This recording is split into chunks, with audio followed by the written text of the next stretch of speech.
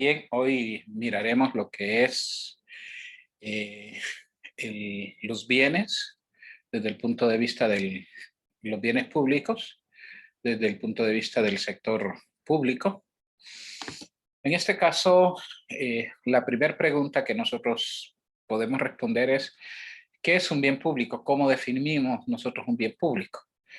En este caso, para definir un bien público debemos de definir sus características.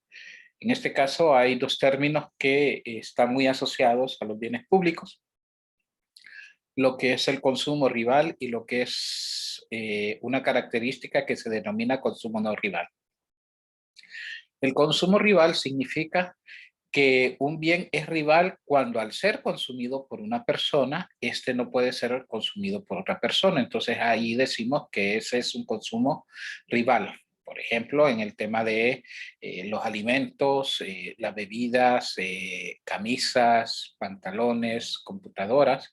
Entonces se dice que ese tiene consumo rival porque el que usted disfrute de ese bien ya no le permite a otra persona disfrutar de ese mismo bien.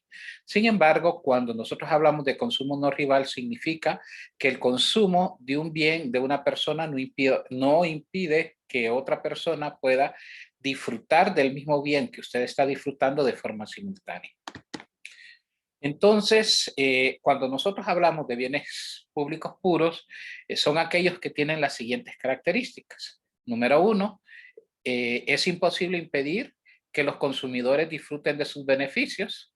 A esto se le llama la imposibilidad de exclusión, o sea, usted no puede excluir a otra persona que disfrute del mismo bien de forma simultánea del bien. Esa es la primera característica. Y la segunda característica está relacionada al costo marginal de suministrar un bien a una persona más, es cero. Esto se conoce con el consumo no rival.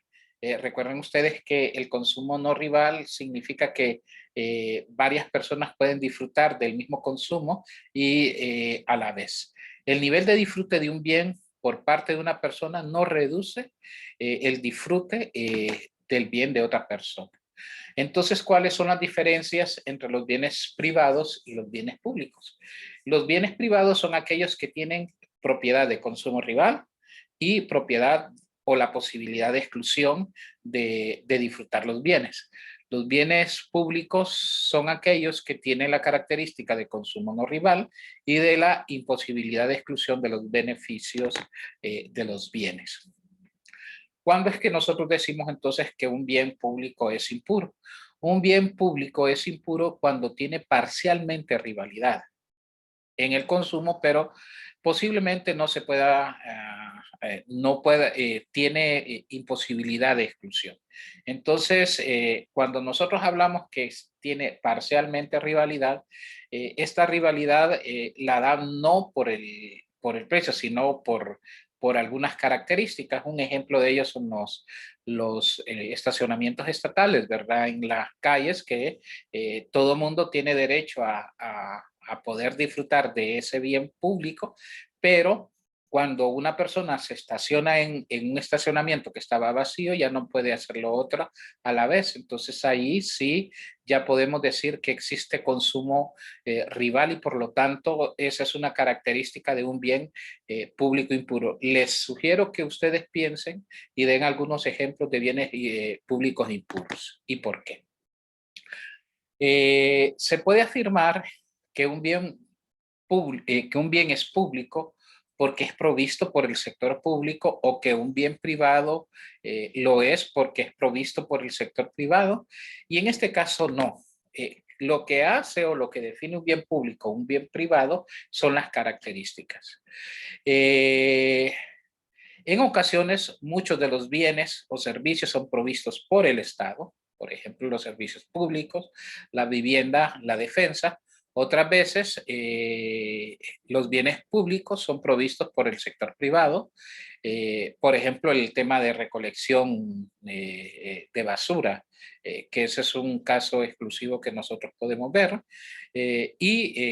Aquí el bien público no es denotado por quien provee el bien, sino por las características del mismo bien. Existen dos fallas de mercado cuando existe provisión de bienes públicos. Una de ellas se le denomina subconsumo y el otro suministro insuficiente. En este caso, el subconsumo es provocado al cobrar un precio de un bien que no es rival por su uso. Esto significa que el costo marginal de suministrar a una persona más es cero, pero el beneficio o el pago que está haciendo esta persona es diferente a cero. Por lo tanto, entonces, esto provoca que se contraiga el consumo y a eso se le denomina subconsumo. El subconsumo es pues la reducción del consumo provocada por la introducción de un precio de un bien cuyas características es de exclusión y no rivalidad. El suministro insuficiente es cuando no se provee de forma suficiente un bien público a toda la población, porque no existen incentivos para producir. Entonces, en muchas ocasiones, lo que puede suceder es que la provisión de bienes públicos sea insuficiente para toda la demanda que se necesita. Usualmente, una de las formas de gestionar los bienes públicos es a través de una tasa de uso. La tasa de uso es la posibilidad de cobrar un precio de un bien no rival a quienes se benefician de este. En el caso de los vehículos, el peaje, impuestos de salida de los aeropuertos que se destinan para el mantenimiento y costos operativos. En este caso, aquí nosotros podemos ver que la tasa de uso lo que provoca es una contracción en la economía, entonces eso se denomina problemas de subconsumo. En este caso, nosotros tenemos un gráfico donde se representa la demanda de desplazamientos por una autopista. Lo que nosotros podemos ver son estos puntos, los intersectos y estos puntos. Este QM significa la cantidad máxima de desplazamientos si no se cobrara ningún peaje. Y este punto de acá, que es el intersecto en el eje de los precios, representa el precio máximo al cual los consumidores van a pagar y no van a demandar. Después de este precio, iguales o superiores a este precio, no van a demandar absolutamente ningún bien o ningún traslado, en este caso de los bienes públicos. ¿Qué es lo que sucede cuando nosotros imponemos un peaje? El peaje es el cobro por el uso el derecho de uso de la carretera. En este caso, entonces, cuando nosotros imponemos un precio, lo que se da es una retracción en el consumo. Aquí tenemos el precio y aquí tenemos la cantidad, dada la función de demanda, y todo esto es una pérdida de bienestar.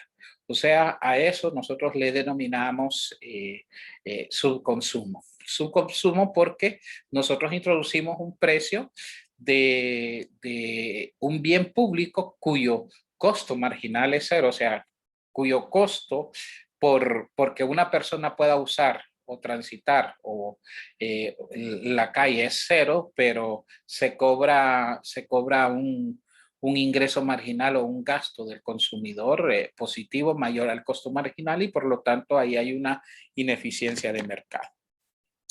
Aquí tenemos nosotros un ejemplo. Supongamos que esta es la función de demanda de afluencia de vehículos por una autopista, que es igual a 1560 menos 10P. En este caso, lo primero que vamos a encontrar es graficar la curva de demanda y lo vamos a hacer a través de encontrar los interceptos. Recuerden que el intercepto en el eje de los precios, la cantidad es igual a cero y por lo tanto 1560 menos 10P es igual a cero, despejamos para P y cuando despejamos para P nos damos cuenta que tenemos un precio máximo en el cual las personas no se van a desplazar por la autopista si el precio fuera correspondiente a 156 o mayor a eso. Después de ese precio, por debajo de ese precio, entonces la demanda va a empezar a ser creciente. Lo otro que nosotros podemos ver es que el intersecto en el eje de las cantidades es precisamente el precio igual a cero y por lo tanto menos 10 por cero es cero y lo que nos queda son 1560 y trazamos la curva de demanda de desplazamientos. En este caso hacemos un supuesto que la cantidad o el precio que se va a cobrar por el desplazamiento va a ser de 16. Yo sustituyo 16 en el precio, 1560 menos 10 por 16, me doy cuenta que voy a tener una cantidad de desplazamientos, un número de desplazamientos de 1400 cuando el peaje sea igual a 16. ¿Qué es lo que pasa? Que hay una reducción de 1560 a 1400. 1560 era cuando no se cobraba peaje y se podía desplazar libremente las personas. Una vez que existe el peaje, entonces disminuimos de 1560 a 1460. Esa disminución es una pérdida de eficiencia y esa pérdida de eficiencia nosotros la calculamos a través de el área bajo la curva. En este caso, el área bajo la curva es un triángulo. Ese triángulo lo que nos está diciendo es la pérdida de bienestar cuantificada por parte de los consumidores, que en este caso es igual a 1/2 por delta P, que en este caso es el cambio del precio de 0 a 16 por delta Q, que es el cambio del intersecto 1560 y 1460. Entonces a eso nosotros le denominamos pérdida de eficiencia y así lo medimos. ¿A qué se denomina el problema del polizón? El problema del polizón, dice, es la renuncia de parte de las personas a contribuir de forma voluntaria a financiar un bien público, ya que no tiene incentivos para hacerlo. O sea, no existe ningún tipo de penalización. Por ejemplo, si usted no lo hace, nadie va a decir usted no paga los impuestos, por decir algo. Y esto ocurre muchas veces cuando, yo siempre pongo el ejemplo en aquellas colonias donde se está pagando vigilancia de forma comunal y siempre hay 10, 20 vecinos que no quieren pagar y se arrecuestan, como dicen en nuestro argot, en nuestro lenguaje, en los otros vecinos, ¿verdad? Entonces, es cuando nosotros de forma voluntaria no pagamos y no contribuimos absolutamente nada en nada, cuando deberíamos de contribuir porque también usamos los bienes públicos. Usualmente estas contribuciones se realizan a través de pagos en impuestos. Esa es la mejor forma porque los impuestos son obligaciones que transfiere el Estado a los agentes económicos. Si no se utiliza el sistema de precios para racionar un bien, es casi imposible que el sector privado lo pueda ofrecer. En este caso, nosotros tenemos los bienes públicos puros e impuros y tenemos a los extremos un bien público puro y al otro extremo un bien privado puro.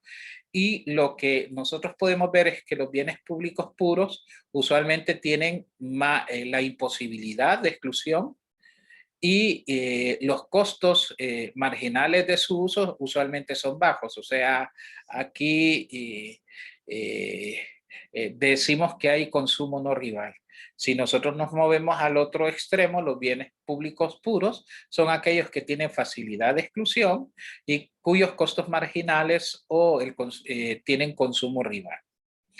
En este caso, entonces, podemos ver dos ejemplos. El tema de las autopistas congestionadas que tienen costos marginales elevados, sin embargo, tiene imposibilidad de exclusión. O sea, ahí son bienes públicos impuros precisamente por eso, porque ahí no es tan fácil excluir el uso de esta autopista a menos que se pongan peajes.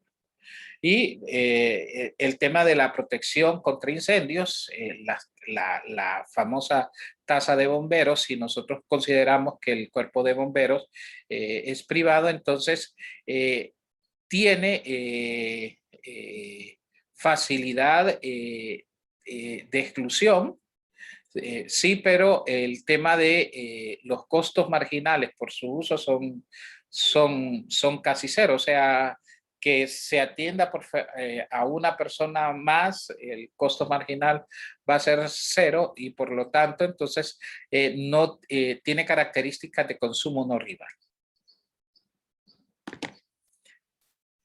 ¿Qué son los costos de transacción? Se denominan costos de transacción a los costos relacionados con la exclusión del consumo de un bien independientemente de quién lo provea. O sea, cuando nosotros pensamos en el tema de cómo poder excluir un bien público, entonces esos costos relacionados al tema de el manejo de ese bien público para excluir el consumo se le llama costos de transacción. En este caso, los costos de transacción, nosotros tenemos los gastos operativos, el costo de transacción de bienes privados es bajo, sin embargo, el costo que enfrenta el sector público son muy elevados. Las externalidades y el bien público, los bienes cuyo consumo generan externalidades, también se conciben como bienes públicos impuros. ¿Qué son los bienes privados provistos por el Estado? Son bienes, y esto es algo muy importante, son bienes o servicios provistos por el Estado cuyo costo marginal de suministrarlo, o sea, hay consumo rival a más personas, es alto. En este caso, nosotros tenemos la educación y la salud, que son consumos privados provistos por el Estado. Es aquí entonces donde nosotros, en el tema de educación, por ejemplo, si nosotros quisiéramos ampliar o duplicar el número de cobertura de educación pública, entonces tendríamos que hacer el doble de inversión, ¿verdad? Para hacer el mantenimiento, las instalaciones y el pago de personal. Entonces eso significa que este tipo de bienes afrontan ante la demanda, ante la provisión, costos crecientes y por lo tanto, entonces son catalogados como bienes privados.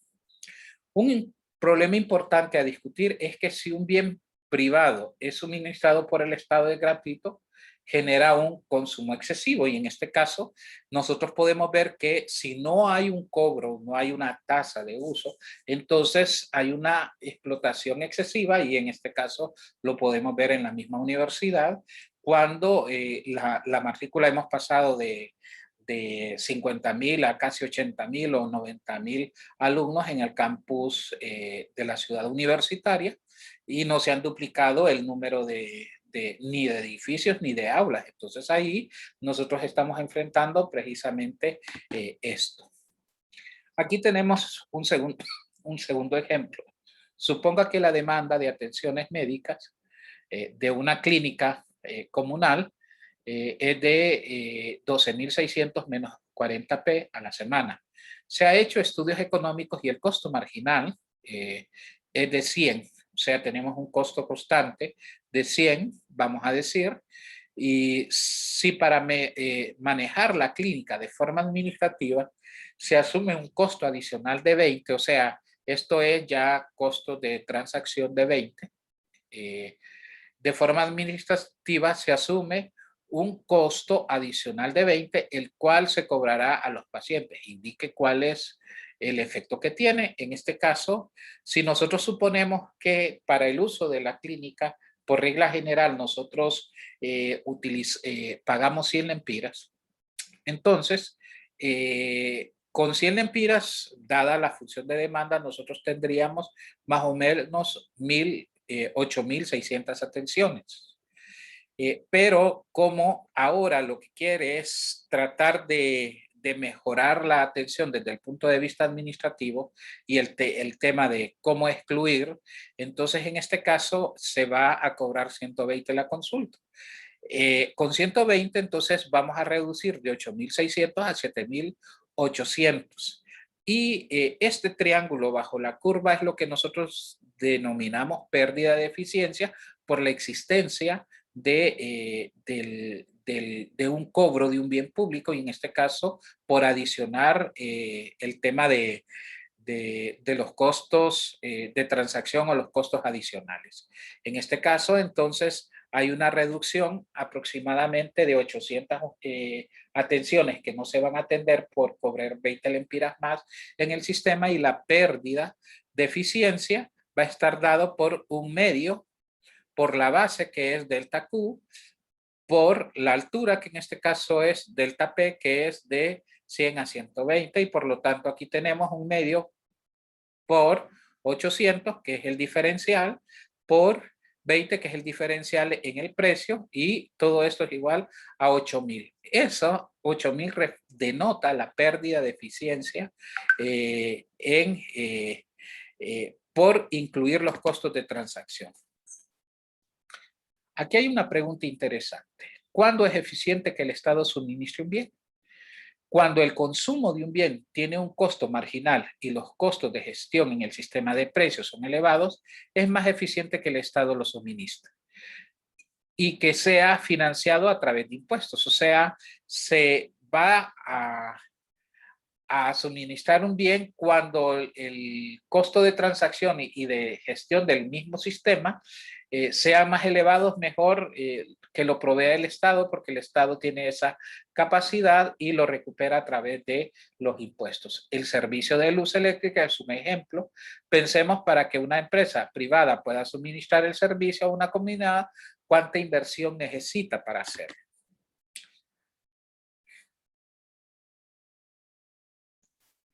Ya habíamos explicado un poco sobre los costos de transacción y los efectos que tenía precisamente en esto.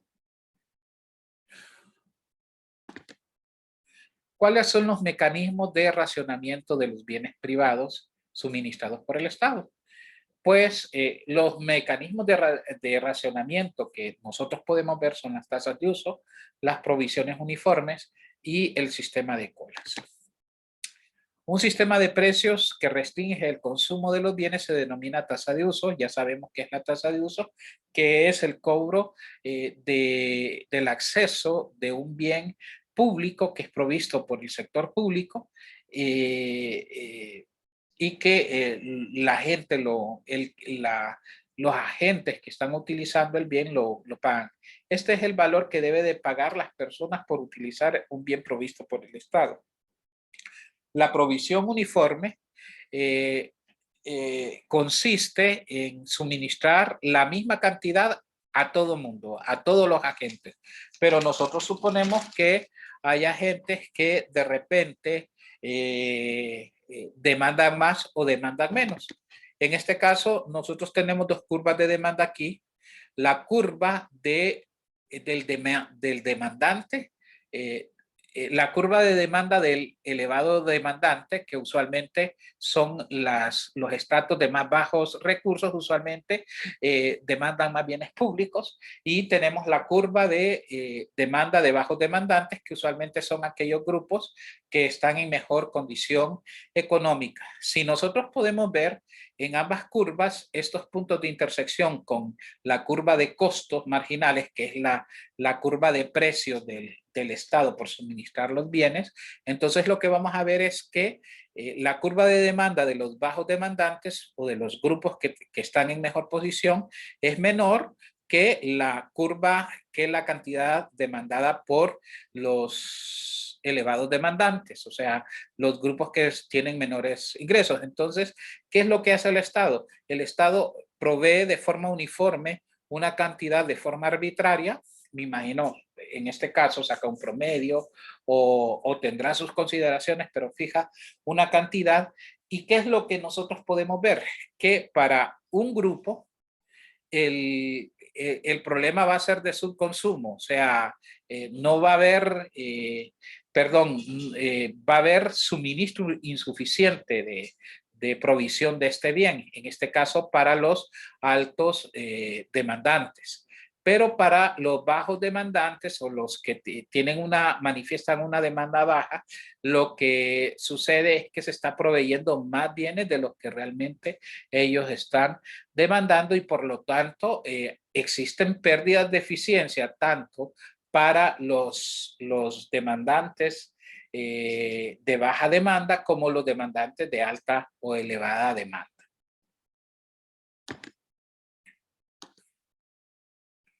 El método de colas, dice, es cuando el Estado obliga a las personas que en vez de pagar por acceder al bien, lo hagan en tiempo de espera. En este caso, los hospitales es un mejor ejemplo acerca de esto. Las matrículas en los institutos públicos, usualmente de prestigios o los que más se utilizan ustedes, algunos de ustedes fueron al Central Vicente Cáceres y se dieron cuenta que sus madres muchas veces tenían que ir a dormir ahí para lograr un cupo y poderlos matricular. Entonces, este método de colas lo que juega es con un recurso que es el tiempo. Entonces, usualmente las personas que realmente no tienen opción, usualmente mejor esperan y hacen y pagan ese precio, pero en tiempo de espera. En resumen, los métodos para racionar los bienes suministrados por el Estado son la tasa de uso, dentro de las ventajas. Los que se benefician soportan los costos. La desventaja es que provoca subconsumo. La administración del sistema de precios aumenta los costos de transacción y ya saben que un aumento en los costos de transacción aumenta la ineficiencia porque aumenta el precio, ¿verdad? En la provisión uniforme, la ventaja es que ahorra costos de transacción. La desventaja es que lleva a algunos a consumir poco y a otros a consumir en exceso, ¿sí? Aquellos cuya demanda es alta pueden complementar el consumo público elevando los costos totales de transacción. Y el método de colas, la ventaja es que los bienes no se asignan necesariamente a quien es más rico. La desventaja es que el otro criterio de asignación, quien puede perder el tiempo, puede no ser deseable y pierde el tiempo. ¿Cuáles son las condiciones de eficiencia en los suministros de los bienes públicos? Los bienes públicos puros se suministran eficientemente cuando la suma de las relaciones marginales de sustitución, recuerden que las relaciones marginales de sustitución lo que denotan es cuánto estamos dispuestos a sacrificar de un bien por recibir una unidad adicional del otro bien. En este caso, nosotros nos enfrentamos a los bienes públicos y privados, en este caso por aumentar el consumo en una unidad del bien público, cuántas unidades de bienes privados estamos dispuestos a sacrificar. Entonces, en este caso dice, es igual a las relaciones marginales de transformación.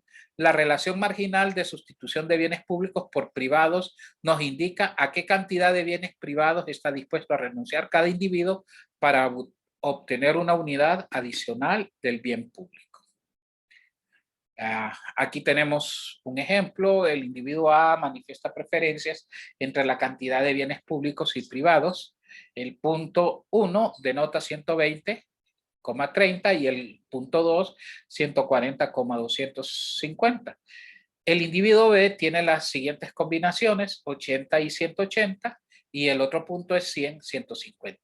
Indique de cuánta es la relación marginal de sustitución o de transformación de cada uno de los individuos. Entonces recuerden que aquí simplemente es el cálculo de las pendientes, ¿verdad? Delta Y entre delta X. En este caso, entonces, nosotros sacrificaríamos para el individuo 1 sería igual a decir 250 menos 320, 250 menos 320 entre 140 menos 120, y para el individuo 2 sería 150 menos 180 entre 100 menos 80. En este caso, aquí tenemos las relaciones marginales de sustitución tanto del individuo A como del individuo B, y aquí tenemos menos 3.5 menos 1.5. Las relaciones marginales de sustituciones deben de ser iguales a la relación marginal de transformación en la economía. Entonces, ¿de cuánto debería de ser para aceptar el supuesto de que el bien debe ser provisto por el Estado? Pues debe ser de menos 5.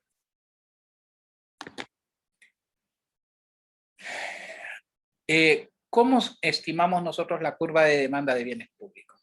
La cantidad adicional que paga un individuo por cada unidad adicional de bien público es el precio en impuestos. Por lo tanto, la restricción a la que se enfrenta el demandante es igual a la siguiente, Y igual al C más PX, donde Y es la restricción de las personas, que es el ingreso, es la restricción que enfrentan las personas. C representa el consumo del bien privado y P representa el pago en impuestos, G representa la cantidad de bienes suministradas por el Estado. En este caso, esa tiene pendiente negativa. Aquí tenemos nosotros el ejemplo de bienes públicos y esto lo seguiremos viendo en otra clase.